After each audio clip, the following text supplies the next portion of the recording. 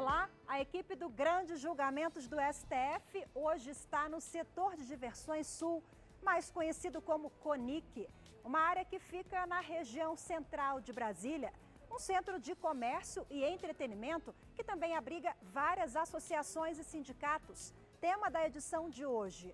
Você vai ver quais as atribuições e competências das associações civis. Mas afinal, quais as vantagens de ser filiado a uma entidade como essa? Uma decisão do plenário do Supremo Tribunal Federal pode ajudar nessa resposta. O STF decidiu que a ação coletiva proposta por associação contempla apenas aqueles filiados no momento em que a ação foi apresentada na Justiça. Quem se associou depois não será contemplado com os resultados.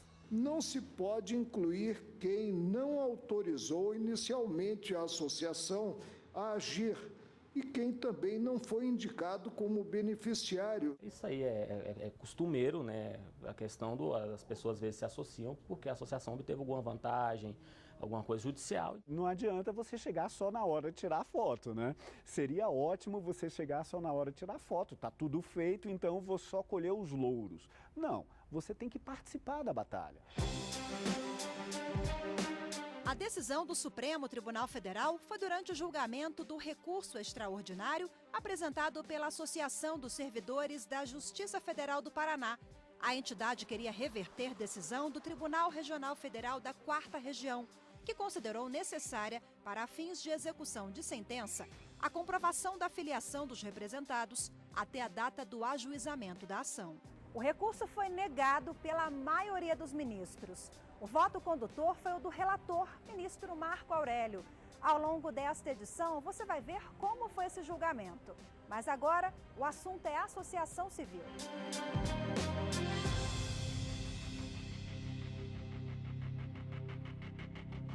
O conceito jurídico de associação civil aparece no Código Civil e na Constituição Federal de 88. O artigo 53 do Código define as associações como a união de pessoas que se organizam para fins não econômicos. Já o artigo 5º, inciso 17 da Constituição Federal de 88 diz que é plena a liberdade de associação para fins lícitos. No inciso 20, frisa que ninguém poderá ser compelido a associar-se ou a permanecer associado. E no 21, aborda que as entidades associativas, quando expressamente autorizadas, têm legitimidade para representar seus filiados, judicial ou extrajudicialmente. O diretor acadêmico do Instituto DIA, instituição especializada em cursos de direito, explica que os modelos de associações são variados, mas o objetivo é o mesmo: a reunião de pessoas em prol de um objetivo comum. As associações, elas nascem para defender os direitos dos seus associados. E aí defender direito em sentido mais amplo, não necessariamente no aspecto judicial, um processo ou coisa que vale. Eu posso ter uma associação de protetores do parque da cidade, eu posso ter uma associação de moradores de um determinado bairro, eu posso ter uma confraria de charuto que seja uma associação. Para quê? Ela nasce sem fins lucrativos e permanece sempre como sem fins lucrativos para defender os objetivos, os direitos, os interesses comuns dos seus associados. Washington esclarece que, apesar das associações serem proibidas de obter lucros nas atividades, as instituições têm liberdade para contratar funcionários, por exemplo, arcar com os custos de funcionamento. Há um senso comum, há uma ideia generalizada de que sem fins lucrativos tudo vai ser de graça. Não é assim. Na realidade, a associação, ao ser sem fins lucrativos, ela não pode distribuir lucros para os seus associados.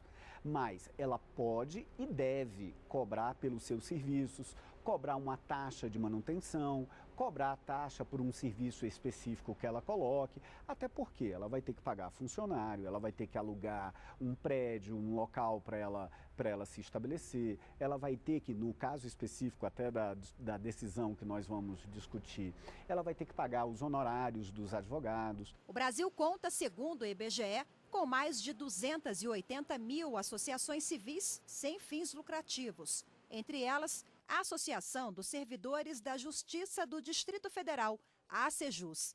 A entidade representa quase 10 mil associados do Tribunal de Justiça do DF. O presidente, Epitácio Júnior, faz um breve histórico sobre o papel das associações. Ele acredita que as entidades sofreram mudanças na linha de atuação e elenca quais as diferenças antes e depois da Constituição Federal de 88. Ali durante o regime militar, você não existia a figura dos sindicatos, né? Então, todas as demandas dos servidores eram resolvidas a nível de associação. Depois da implementação da volta do regime democrático, né, da Constituição, então você teve a figura da associação.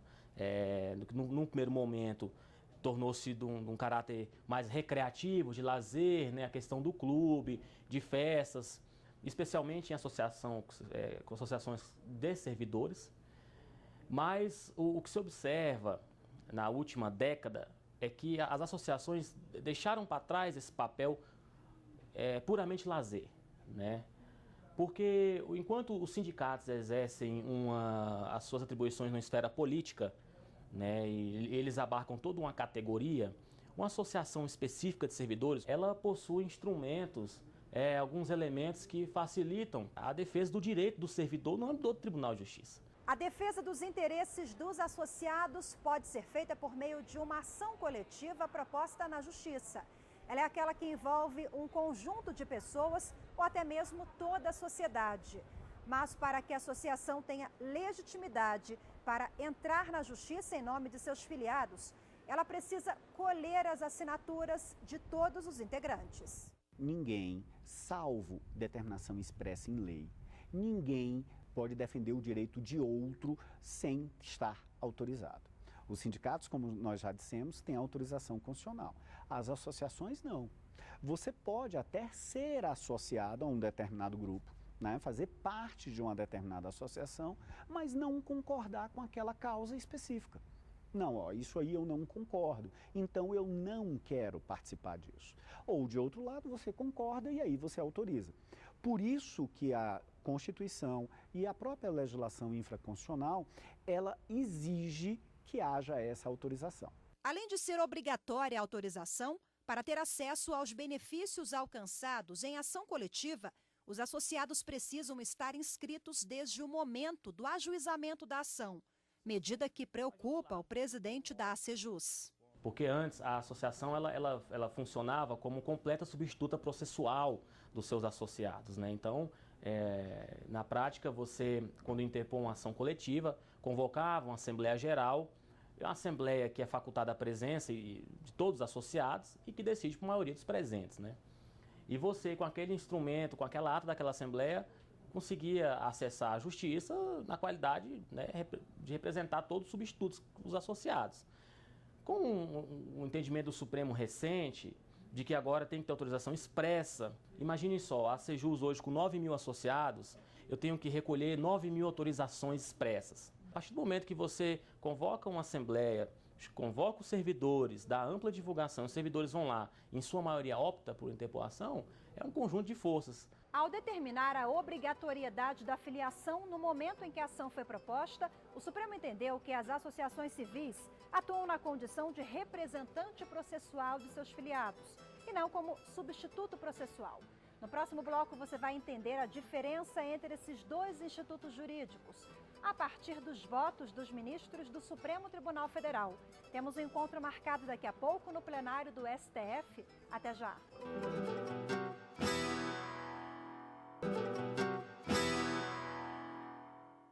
O programa está de volta agora do plenário do Supremo Tribunal Federal.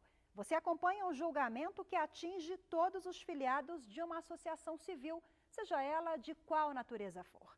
Os ministros decidiram que pessoas que se associaram à entidade depois da abertura de uma ação coletiva não podem ser beneficiados com o resultado de decisão judicial vitoriosa alcançada em favor dos filiados. Serão contemplados apenas aqueles que se filiaram até o momento da abertura da ação.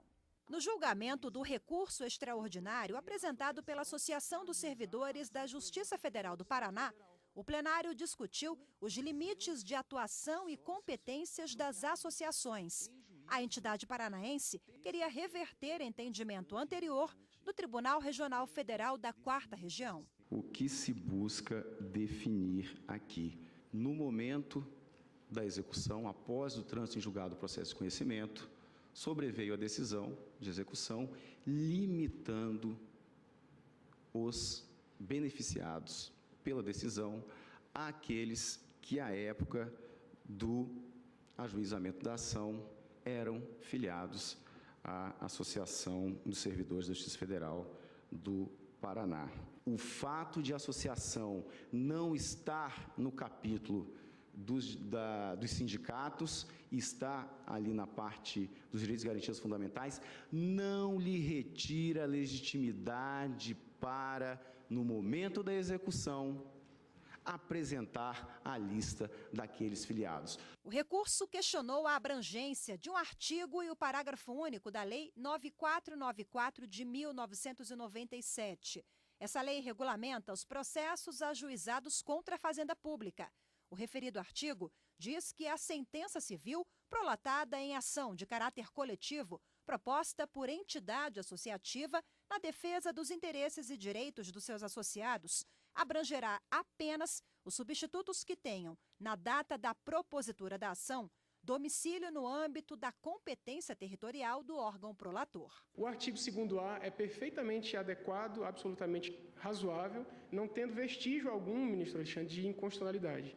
Se a associação é representante processual, como diz a própria Constituição, representar seus associados, significa que atua em nome alheio, defendendo direito alheio, não sendo considerada parte do processo, mas um sujeito processual que dá às partes capacidade para estar em juízo.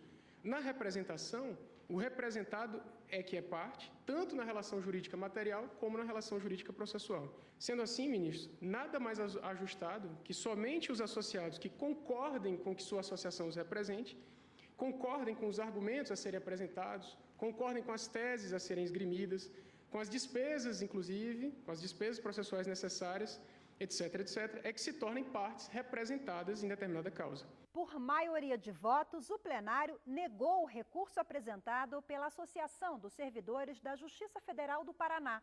O voto condutor foi do relator, ministro Marco Aurélio. Ele votou pela constitucionalidade do artigo 2A da Lei 9494, de 1997, aquele que estabelece o alcance dos efeitos das decisões proferidas em ações coletivas, propostas por entidade associativa contra a Fazenda Pública. Ao justificar o voto, o ministro chamou atenção para o inciso 21 do artigo 5º da Constituição Federal. Esse inciso determina que as entidades associativas, quando expressamente autorizadas, só têm legitimidade para representar os filiados judicialmente mediante autorização. Não se pode incluir quem não autorizou inicialmente a associação a agir e quem também não foi indicado como beneficiário, sob pena de, em relação a esses, não ter sido implementada pela ré, a União, a defesa respectiva. A União se defendeu no processo, né, do que é asseverado quanto à inobservância do direito de alguns servidores. Creio, e por isso disse, que a situação sequer é favorável a elucidar-se a diferença entre representação e substituição processual, a esclarecer o alcance do preceito do inciso 21 do artigo 5º, que trata da necessidade de a associação apresentar autorização expressa para agir em juízo em nome dos associados, e o do preceito que versa o mandado de segurança coletivo e revela o sindicato como substituto processual. Nesse último caso, a legitimação já decorre da própria Carta Representação Gênero e também da previsão do artigo 8º, do qual não me valho. Estou me valendo apenas daquele referente às associações. Presidente, não vejo como se possa, na fase que é de realização do título executivo judicial, alterar esse título para incluir pessoas que não foram inicialmente apontadas como beneficiárias na inicial da ação de conhecimento e que não autorizaram a associação a atuar como exigido no artigo 5º, inciso 21 da Constituição Federal. Depois do voto do relator, o julgamento foi interrompido e retomado uma semana depois. O primeiro a votar foi o ministro Alexandre de Moraes. Ele acompanhou parcialmente o voto do relator e ressaltou que, em relação à necessidade de autorização expressa, a matéria já foi pacificada pelo próprio Supremo, no RE 573.232, de Santa Catarina, também submetido ao regime da repercussão geral. Se essa autorização, como definido pelo Supremo, se exige por meio de documentos individuais subscritos pelos associados, esses, obviamente, é que poderão executar o título. O ministro sugeriu uma interpretação mais ampla do artigo 2A da Lei 9494. Para evitar uma multiplicidade de processos, defendeu a ampliação do alcance da decisão para abranger a competência territorial do órgão julgador. Imaginemos uma associação que ingressa exatamente com uma ação idêntica a essa ação coletiva, em interesses individuais homogêneos, na capital. E ela ganha em primeira instância. E não há recurso, ou se faz um acordo em primeira instância. Seria necessário que essa mesma associação ingressasse com 644 novas ações nos demais municípios de São Paulo? Entendo que não. Que se interprete o artigo 2A como o órgão jurisdicional, o último órgão jurisdicional que pode analisar o mérito da ação. Exatamente para evitar uma multiplicidade. Na sequência, o ministro Edson Fachin também acompanhou parcialmente o relator.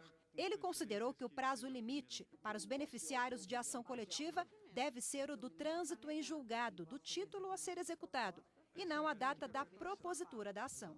Creio que o postulado da segurança jurídica incidente, no caso concreto, poderia recomendar e sustentar uma delimitação de natureza temporal ao trânsito em julgado. E, portanto, nesta medida não avançaria mais, mas o provimento seria parcial, porque, a rigor, a pretensão que está explícita ou implicitamente veiculada nesse recurso ordinário é de contemplar os associados, independentemente da data de associação. O único a divergir integralmente do relator e dar provimento ao recurso, o ministro Ricardo Lewandowski entendeu que a Constituição Federal, ao dar legitimidade às associações para representar seus filiados, não restringe essa representação ao local ou à data de filiação. A minha tese central é a de que o legislador ordinário restringiu indevidamente o alcance daquilo que se contém em pelo menos 2 dispositivos da Constituição. O amplo acesso à justiça e a representatividade também bastante extensa das associações para representar os seus associados. Então, o Constituinte foi generoso, instituiu a democracia participativa, instrumentos de litígio coletivo, e vem aqui o Executivo, através de medidas provisórias, e busca, a meu ver, de forma indevida, restringir o alcance daquilo que está plasmado na Constituição. Os demais ministros da Corte acompanharam o relator, ministro Marco Aurélio. Votaram pela validade do artigo da Lei 9494, de 1997.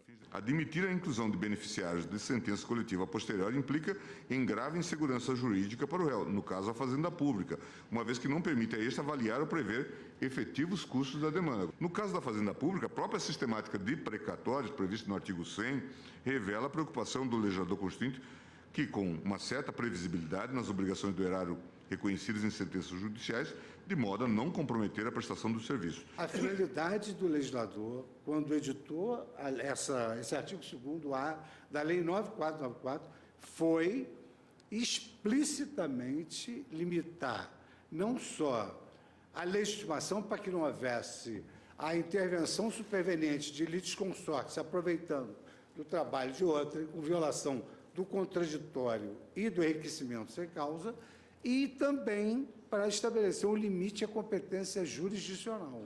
Porque, por exemplo, o avião dizia, havia um anúncio do avião, é proibido fumar na aeronave por decisão do juiz de Novo Hamburgo. Tudo bem. Aí depois de passar de Novo Hamburgo, quando chega lá em Caxias do Sul, pode fumar? E depois se voltar para Porto Alegre. Quem é que manda nisso? É o juiz de Novo Hamburgo? Então a lei estabeleceu. Cada juiz manda, e como é a regra, né, nos limites da sua competência territorial. Mas o que nós estamos julgando aqui é execução de sentença, ação coletiva proposta pela associação civil, substituição processual, limite subjetivo da coisa julgada, data da filiação. Saber se a coisa julgada referente à ação coletiva proposta pela entidade associativa de caráter civil alcança os não filiados à data da propositura da ação. Com relação a isso, o Supremo já tem posição firmada. E representante é quem? Em nome alheio, representa direito alheio. Isso. Já o substituto representa é aquele que, em nome próprio, representa, na defesa do direito alheio. Então, no momento em que a Constituição exige autorização prévia, do meu ponto de vista, com todo respeito, ela está delineando hipótese de representação processual. Foram definidos 2 critérios para a identificação dos beneficiários das ações coletivas propostas pelas associações. Um critério temporal e o outro da territorialidade. O critério temporal exige a filiação do associado até a data do ajuizamento da demanda. No territorial, a Corte entendeu pela necessidade de fixação de residência do associado no âmbito da jurisdição do órgão julgador. Estou acompanhando o ministro relator no sentido de negar provimento, até porque, como já foi aqui repetido, a representação exige que alguém se presente como aquele que se quer fazer presente pelo outro, que é o representar. E, então, neste caso, efetivamente, a legislação, ao fazer esta previsão, faria exatamente esta adequação no sentido da limitação, como foi exposto aqui, para que a gente tenha a congruência entre o que se tenha o acesso à justiça, a garantia de aceder à justiça segundo a sua vontade, especialmente e particularmente no caso de entidades como a das associações, razão pela qual farei a juntada do meu voto, mas acompanho o relator no sentido de negar provimento ao recurso. No próximo bloco, você vai entender melhor a diferença jurídica entre associação e sindicato. Voltamos já.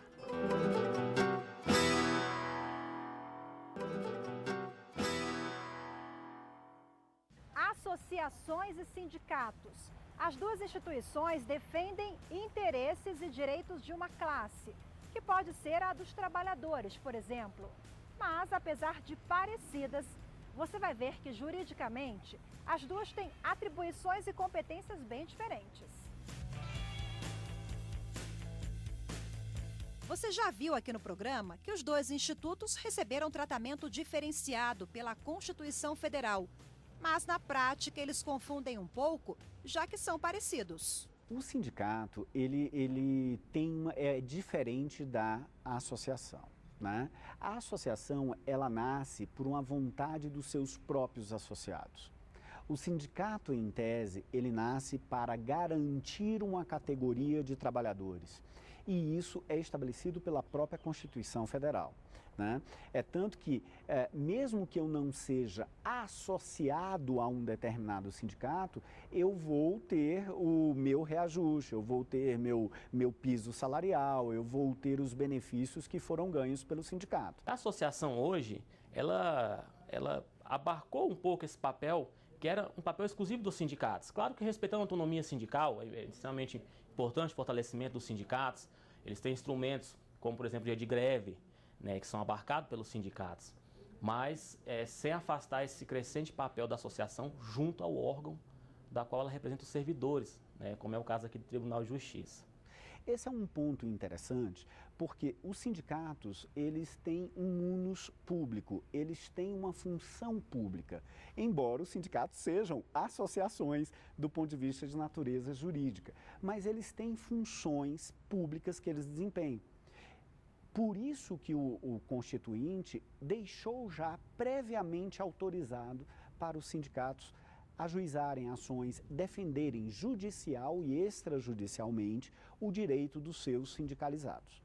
As associações, por outro lado, embora elas possam muitas vezes serem o que a gente chama de organizações não governamentais, que elas possam desenvolver até papéis apoiadores ao desempenho da função pública, elas não têm esse munus público, ela não tem esse papel público. Por isso que o Constituinte, com muita propriedade, estabeleceu, olha, para entrar na Justiça, olha, para entrar extrajudicialmente, um processo administrativo ou outro qualquer, eu preciso de prévia autorização. O presidente da ACEJUS, a associação que representa os servidores do Tribunal de Justiça do DF Territórios, acredita que associações e sindicatos devem atuar em parceria. Defende a adesão de novos filiados a essas instituições. Eu acredito que hoje as associações devem ajudar os sindicatos, né? Fazer um complemento às ações sindicais, devem trabalhar juntos. Mas é claro, sem se desvirtuar também e perder o caráter, que nem eu disse, sociocultural, de lazer, de diversão, porque é a forma de você proporcionar também aos servidores esses momentos, né? De o servidor ir com a sua família a um clube, participar de uma festa, conhecer os outros colegas. Washington Barbosa acredita que, a partir da decisão do Supremo Tribunal Federal, que atingiu as entidades associativas no que diz respeito ao ajuizamento de ações na Justiça, os sindicatos agora devem explorar novas frentes de atuação. Essa decisão, embora ali do primeiro semestre do ano passado, ela vem num momento de grandes transformações nos sindicatos. Os sindicatos, embora eles já estejam autorizados pela Constituição Federal há vários anos, há décadas já está autorizado, poucos deles se utilizavam desse artifício. Os sindicatos eram muito mais voltados para as discussões de classe, para as discussões dos dissídios coletivos, do ganho dos benefícios e, em si, diretamente relacionados à relação de trabalho, à relação de emprego. As associações começaram a ganhar espaço com isso, porque elas acabaram a discutir outros temas, não somente temas salariais, né?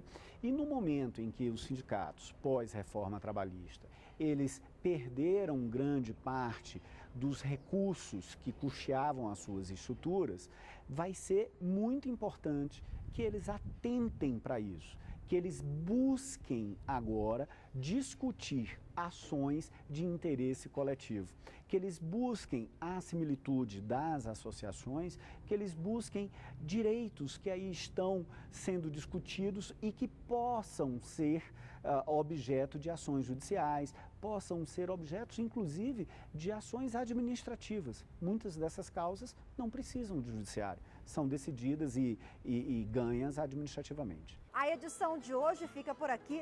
Lembrando que temos um encontro marcado no próximo programa com mais uma grande decisão do STF. Até lá!